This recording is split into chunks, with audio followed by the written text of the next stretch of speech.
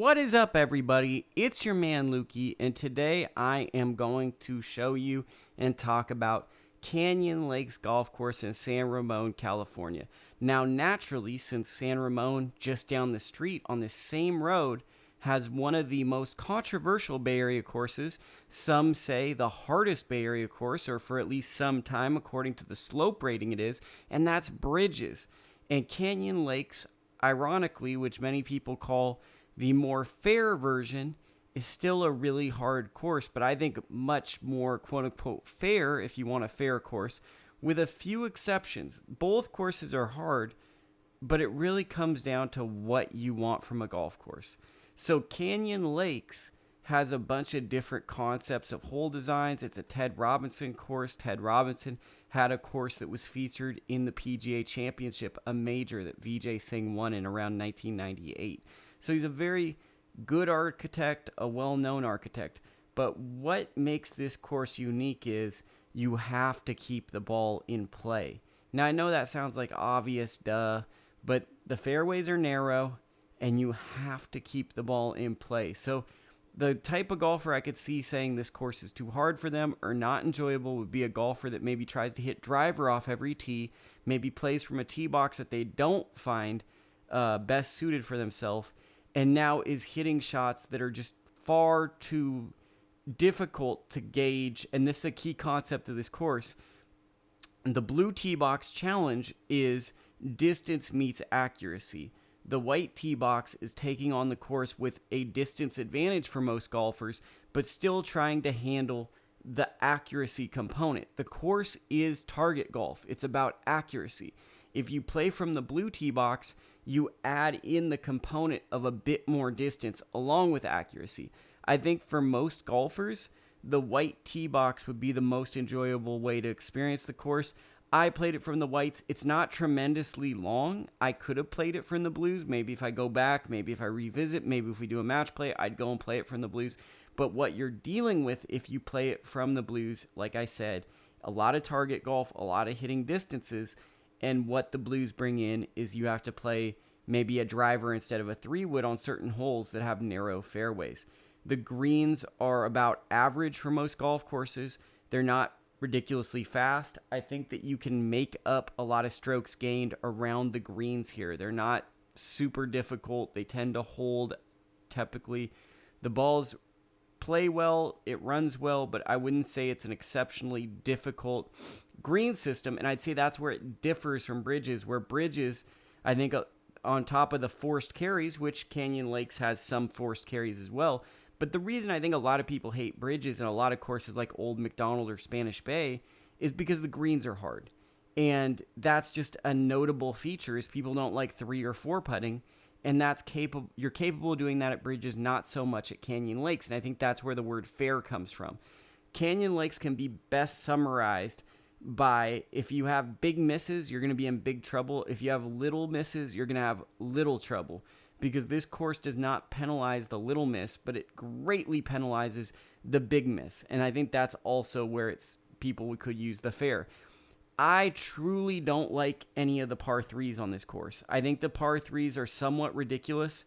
It's basically the average golfer telling you, hey, I can hit a long shot. So you're seeing a lot of 180 to 205 yard shots. For me, this is anywhere from a 6 to a 4 iron. And in terms of target golf, it's hard for me to get that discrepancy within a certain range. So these par 3s are going to greatly hurt my score. They're not going to be super enjoyable. I think my favorite grouping of par 3s are kind of like Diablo Creek. 2 wedge-like holes that are interesting in design. One that's about 200 yards and one that's about 175. That's a great helping. Every par 3 here plays about 160, 170. I think I took a 7-iron on one up a hill, which still felt bad. I didn't like the fact that the par 3s are very narrow feeling and a little bit longer than I would have liked, contrasted with how tight they are.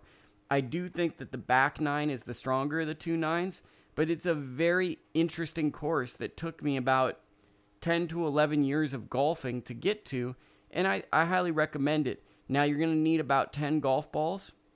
They have their own craft beer there, which is pretty cool for those that like to drink. So you can get some beer on location. The greens are about average speed. Definitely try to get your score low on the front nine because the back nine could hurt your score. And I'm trying to think what else there is to tell you other than it's a pretty solid course. The first hole at Canyon Lakes Golf Course and Brewery is a straight downhill target golf hole in which you got to try to weave it through a bunker and bunker on the right, hazards to your left. And if you can get it out there, there's a chance you can have a 20 to 30 yard shot or drive the green. But there's a lot of hazards in play, a theme of target golf. When you look at the green, there's also a bunch of bunkers by the green. In this video, we played best ball, me and my buddies, so some of the shots will not make sense because I didn't always film their shots because they wanted their privacy respected. I caught that ball thin and somehow made it onto the green. Then we had this putt, put it to about there, and then I had drilled that putt to make the par. The second hole, you have a little bit of a forced carry. It's not too bad. And then it plays as a par 5. Mainly the big thing with this hole is you don't want to go left. Left is where all the trouble is. You can be right. I took a 3-wood and then just kind of put us out there. So I missed a little to the right. It had a weird sound off the face, so I didn't really get it, but we were about 245, and I came up well short, about 20, 30 yards. And then all my friends that were playing ahead of us, we kind of had like a TPC Scottsdale vibe, hit this 60-degree wedge, and this was to about maybe a half a foot. So I just played this perfectly. The greens here, very good, rolled out, and I put it to there. We made our birdie of all things, so group birdie. Really don't like the par 3s here. I understand that it comes down to my skill level and my striking ability isn't that great, but just very narrow and tight for the distances that they require the golfer to hit from. I missed mine to the right. You can see my friend picking up my ball. We chose to go with this shot, which was well short of the bunker, and we already had one good one in play so I could get aggressive. And I just hit a really good 60. Once again, I've been working on these feel shots. And the big thing I've been working on, not that anyone tunes into my channel for my advice, but not to decelerate in chipping. This is a cool target golf hole. So you want to take about a 170-yard club from the whites and maybe a 190-yard club from the blues. Nothing more, nothing less, unless you want to try to drive the green, which would be a super heat check. You want to get an air ball in the air to get over there, hence the forced carry. And then position yourself in the fairway so you can give yourself a wedge into this green. Now, your boy started hitting clubs a little bit longer than he used to hit. I'm not sure why that is. Maybe my swing's improving. Maybe I'm getting fatter. Who knows? But I had a sand wedge 100 yards, and I actually flew this with a little bit of wind behind me, which never typically happened. So that was kind of strange because that used to be a stock 100-yard shot, and that is just this for the average golfer could stream double or triple bogey if you don't play it correctly. It is a mainly target golf hole. It's a strategy golf hole. It's about you not standing over golf shots and saying, oh man, I'm going to have trouble with this shot. Hit the 60, put it to about 8 feet, and we made bogey. This is the best and strongest par 3 on the course just because it's actually fun to play. As you can see, there's space, there's a challenge, there's a target. It's much more inviting than the other par 3s, which are typically narrow, tight, and long. This one hit a fairly decent shot. It kind of went out to the left on me. As you can see, you don't want to go far left or short left, and we 2-putted that to get our par. Now this, once again, another target hole. Taking 3-wood off the tee, just trying to be in position. Didn't know that it's actually better on the 5th hole. I believe this is the 5th. To be left than it is right. I hit a great shot with my 3-wood, but put myself in a bad position. Now, as you can see, the Ted Robinson design of this course, every green is well protected. So you need to not just hit good shots, but you need to also think about your position for the best angle of approach when going at these greens. I put mine in the bunker, but my buddy put one on the green because he could loft one, and that was our birdie putt that turned into a par putt. This is a neat par 5. You just want to position yourself out there. We got out there strong. Had about 270, 265 in. And it's, once again, a theme of Canyon Lakes.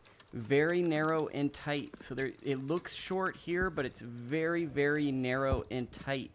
That being said, once you get to the greens, not a ton of trickery and treachery. This is a standard 60-degree shot. Actually, that was a 54-degree wedge. Came out a little bit juicier than I would have liked, and we actually had a downhill putt that we two-putted.